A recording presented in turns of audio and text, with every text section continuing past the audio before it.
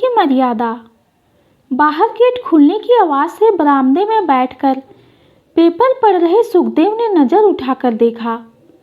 उसी समय उनके लिए चाय बनाकर कप के साथ रसोई से बैठक में कदम रखते हुए संध्या ने भी सर उठाकर देखा। दोनों की नज़रें आश्चर्य से खुली की खुली रह गईं। 2 दिन पहले की ही बात है। मनन ने पिता से कहा था कि उसके साथ एमएससी पढ़कर उसी के कॉलेज में काम करने वाली शीतल के साथ वो शादी करना चाहता है। सुखदेव ने कहा, बहुत अच्छी बात है, उन्हें आकर हमसे बात करने के लिए कहो। उस लड़की के पिता क्या करते हैं और उनके परिवार के बारे में बता दो, हमें कोई आपत्ति नहीं है। वे किस स्कूल के हैं, उनका गोत्र क्या है, वे हमारे दर्जे के हैं कि नहीं, बस यह भी तो देखना है ना। मनन ने डरते हुए बताया कि शीतल के पिता हरिजन हैं और उनकी यह तीसरी संतान है। अब आगे कुछ कहता इससे पहले ही सुखदेव ने कहा, यह शादी नहीं होगी, और वे उठकर वहाँ से चले गए। माँ ने मनन को समझाने की कोशिश की कि हमारे ब्राह्मण कुल में ही बहुत सुंदर लड़कियाँ हैं, तेरे लिए तो रिश्तों की लाइन लगी है। कल ही तेरे मामा ने भी एक रिश्ते के बारे में फ़ोन पर बताया है। लड़की पढ़ी लिखी बैंक में नौकरी करती है, अपने माता पिता की अकेली संतान है। मैं और तुम्हारे पापा कल उस रिश्ते को हाँ कहकर आने वाले थे। तो इस तरह दूसरे कुल की लड़की से विवाह कर हमारा नाक कटाएगा क्या? लोग क्या कहेंगे? हम उन सबको अपना मुंह कैसे दिखाएंगे? कहकर रोने लगी। सुखदेव ने पुकारा, संध्या, उससे क्या बातचीत कर रही है? कल हम जा रहे हैं और रिश्ता पक्का कर रहे हैं, समझी? उसको भी समझा दो। यह कल की बात थी। अब मनन उस लड़की शीतल को ब्याह कर लाया है। जैसे ही मनन शीतल का हाथ पकड़कर आगे आया, सुखदेव ने कहा, तुझे मैं अपने घर से अलग कर रहा हूँ। मेरी अब एक ही बेटा और एक ही बेटी है। चला जा मेरी आंखों के सामने से कहकर अंदर चले गए। जाते जाते संध्या का हाथ पकड़कर उसे भी अंदर ले गए और दरवाज़ा बंद कर दिया। मनन वहाँ से शीतल को लेकर चला गया। दोनों नौकरी करते थे, इसीलिए उन्हें कोई दिक्कत नहीं हुई।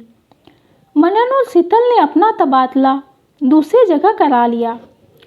जाने के पहले एक बार माता पिता से मिलने के लिए गया, पर भाई ने, जो उससे 3 साल छोटा था, दुत्कारते हुए कहा, जिसे माता पिता की इज्जत का ख्याल नहीं है, उसे इस घर में कदम रखने की इजाज़त नहीं है। मुझे लगा समीर कितना बड़ा हो गया है। मैंने कहा, मैं यहाँ रहने नहीं आया, सिर्फ यह बताने आया हूँ कि मैं इस शहर को छोड़कर जा रहा हूँ। उसने कहा, ठीक है, मैं माँ पिताजी को बता दूँगा। आपके दिए हुए घाव से वे अभी अभी संभल रहे हैं, उनसे मिलकर उनका दर्द मत बढ़ाइए। बाय। कहकर उसने दरवाज़ा मुंह पर ही बंद कर दिया। मैं अपना सा मुँह लेकर वापस आ गया। वैसे मुझे माँ को ही एक बार देखना था। मैं और शीतल दूसरे शहर में अपने अपने काम में व्यस्त हो गए। शीतल के घर से कोई खबर नहीं, ना ही मेरे घर से कोई खबर थी। 1 साल बाद हमारे घर एक प्यारा सा बेटा पैदा हुआ।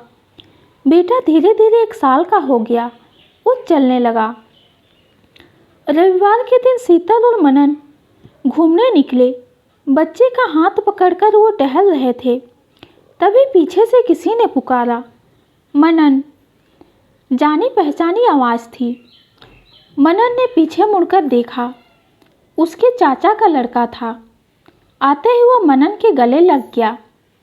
दोनों सालों बाद मिल रहे थे, क्योंकि मनन के पिता ने खुद तो मनन को अपने घर से अलग किया ही था, साथ ही उनके रिश्तेदारों ने भी मनन को अलग कर दिया था। इसलिए इन सबसे मिले उसे काफ़ी साल हो गए थे। बातचीत के दौरान उसने बताया कि मनन के पिता की तबीयत खराब हो गई है, कभी मिलकर आ जाओ, क्योंकि कभी भी कुछ भी हो सकता है। यह सुनकर मनन को बुरा लगा कि भाई ने कम से कम खबर तो दे दी होती। उसकी इतनी बड़ी गलती तो नहीं थी कि माता पिता के हालचाल के बारे में भी ना बता सके। दूसरे ही दिन उसने छुट्टी ली और अकेले ही पिता के घर पहुंचा। पर उसके पहुंचने के 1 घंटे पहले ही वे इस दुनिया को छोड़कर चले गए थे। भाई ने और बहन भी आई हुई थी, पर किसी ने भी हालचाल नहीं पूछा और उसे घर के अंदर भी नहीं आने दिया। पूरे कार्यक्रम के बाद मनन को खाना भी पिछवाड़े में ही खिलवाया। माँ ने देखा उसे पांसू बहाते रही। रात को सोने के लिए अपने दोस्त शुभम के घर गया। बातों बातों में उसने कहा, मुझे एक बात तुझसे बतानी है। मैंने आंखें उठाकर उसकी तरफ देखी। तुम्हारे पिताजी ने एक हरिजन लड़की से तूने शादी की तो तुझे घर और अपनी जायदाद से ही बेदखल कर दिया था, परंतु उनका उसी हरिजन बस्ती की एक औरत के साथ नाजायज़ रिश्ता था। उस औरत के 2 बच्चे भी हैं। पूरे गांव को ये बात मालूम थी, पर उनकी कड़वी जुबान से लोग डरते थे। तुम्हारे साथ जो भी नाइंसाफ़ी हुई है उसे देख सहन नहीं कर सकने के कारण मैं ये बात तुम्हें बताई है। तुम्हारे माँ और भाई सबको ये बात मालूम है, लेकिन किसी ने भी तुम्हारी तरफदारी नहीं की है। इसी बात का मुझे बुरा लगा और मैंने तुम्हें सब बता दिया। मनन ने कहा, कल मुझे उनके घर ले चल। शुभम ने कहा, ठीक है। दूसरे दिन सुबह उठकर मनन तैयार हो गया। शुभम ने घर का पता दे दिया। मनन वहाँ पहुँचा। वे उदास बैठी थी। मनन को देख उठकर खड़ी हो गई और कहा, मेरा नाम कमली है। आपके पिता ने मुझसे शादी नहीं की, पर वे मेरे पति जैसे ही हैं। उन्हें समाज का डर था, इसीलिए तुम्हारी माँ को ब्याह कर लाए और मुझे बिना शादी के ही सम्मत लगते थे। उन्होंने पूरी तरह से मेरा ख्याल रखा, मेरे बच्चों की पढ़ाई और जिम्मेदारी को भी अच्छे से निभाया। कभी भी किसी भी बात की कमी नहीं होने दी। तुम्हारे साथ ही उन्होंने अन्याय किया है। मैं भी तुम्हारी माँ के समान उनसे डरती थी। जबान के कटु थे, पर दिल के बहुत अच्छे थे।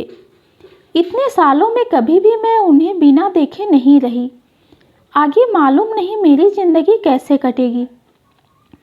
मनन ने कहा, चाहे तो आप उनसे जायदाद में हिस्सा मांग सकती हैं। कमली ने कहा, नहीं बेटा, मेरे दोनों बच्चे अच्छी नौकरियां कर रहे हैं। बड़ा बेटे रेलवे में है, दूसरा बैंक में। उन्होंने मुझे वहां आने के लिए कहा है। 10 दिन होते ही चली जाऊंगी। मनन वहां से घर आया। भाई अपना रौद्र रूप लिए खड़ा था। तुम कमली को भड़काने के लिए उसके घर गए थे? मनन ने कहा, देख समीर, उनके बच्चों के पास वे जा रही हैं। तुम्हें उनसे डरने की ज़रूरत नहीं है। तुमसे जायदाद में हिस्सा मांगने कोई नहीं आएगा। कहते हुए पलटकर गेट की तरफ बढ़ा। पीछे से भाई की बेटी खुशबू ने आवाज़ दी, बड़े पिताजी, यह चिट्ठी आपको दादी ने देने के लिए कहा। वो चिट्ठी हाथ में रखकर भाग गई। मनन घर आकर चिट्ठी खोलकर पढ़ता है। माँ ने लिखा है, मनन, ढेर सारा प्यार।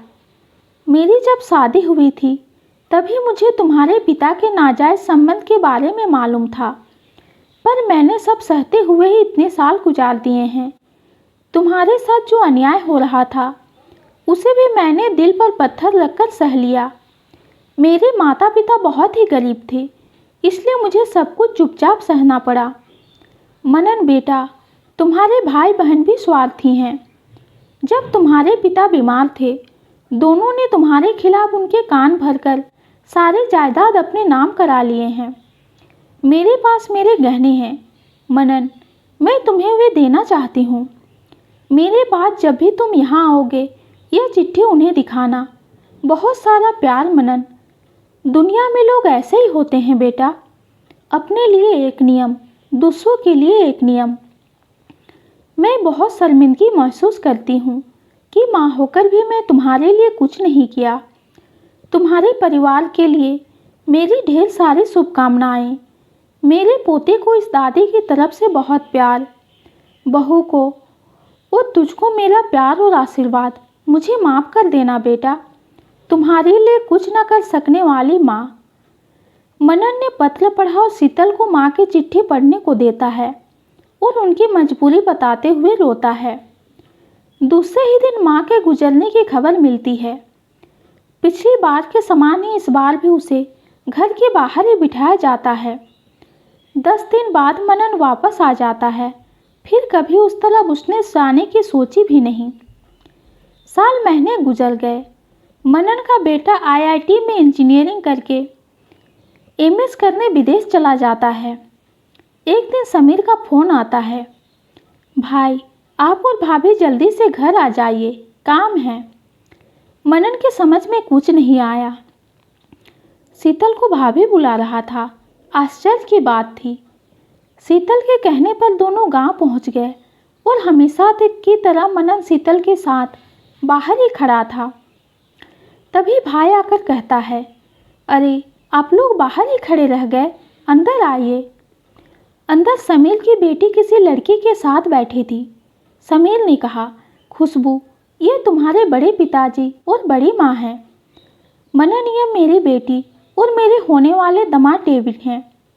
अब मनन के समझ में आया कि समीर ने उसे क्यों बुलाया है। सालों पहले जो गलती उसने की थी वही गलती उसकी बेटी कर रही थी और वो अपनी बेटी को खोना नहीं चाहता। पर लोग क्या कहेंगे कि भाई को तो भगा दिया घर से और बेटी को घर पर रखा, तो लोगों का मुंह बंद कराने के लिए उसने मुझको बुलाया था। बहन मेघा भी आ गई। भाई भाभी कैसे हैं, कहते हुए। उसी समय समीर ने कहा, मनन हमारी छोटी बहन है, उसकी मदद हम ही कर सकते हैं ना। मनन ने कहा, आगे क्या है कहते समीर, आखिर बात क्या है। कुछ नहीं मनन, मेघा की ननद की बेटी है, सुंदर, पढ़ी लिखी। तुम अपने बेटे के लिए इस रिश्ते को हाँ कह सकते हो ना, क्योंकि मेघा की ननद उस पर जोर दे रही है कि किस तरह ये रिश्ता करा दो, कहते हुए। अपनी बहन के लिए इतना तो कर सकते हो ना। तुम दोनों सोच लो और चलो खाना खाने चलते हैं। डाइनिंग टेबल पर खाना परोस दिया गया। मनन अपनी पत्नी शीतल के साथ पिछवाड़े में अपनी जगह पर बैठ गया। समीर ने कहा, क्या है मनन, ऐसे क्यों कर रहे हो? अंदर सबके साथ बैठो ना, हमें शर्मिंदा क्यों कर रहे हो? मनन ने कहा, देख समीर, पिछले 15 सालों से मैं जब भी आता था वहीं बैठकर खाता था, तब तुम्हें कोई शर्मिंदगी महसूस नहीं हुई। आज मेरा बेटा पढ़ लिख कर विदेश गया तो तुम्हें शर्मिंदगी महसूस हो रही है। और तेरी बेटी किसी और कुल के लड़के से विवाह कर रही है तो मुझे अपने में मिलाकर अपने आप को ऊंचा दिखाना चाहता है। बस कर, कितना नीचे गिरेगा। मुझे यहीं अच्छा लगता है और मैं यहीं बैठूंगा। और सॉरी, मैं अपने बच्चे पर अपने विचार नहीं थोपूंगा।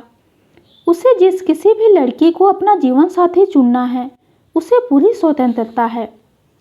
अब हम चलते हैं, कहते हुए शीतल का हाथ पकड़कर गेट से बाहर निकल जाता है और पीछे मुड़कर भी नहीं देखता है। सच ही है, स्वार्थ मनुष्य को कितना भी नीचे गिरा सकता है। वर्तमान समय में भी लोग कुलों की बात करते हैं।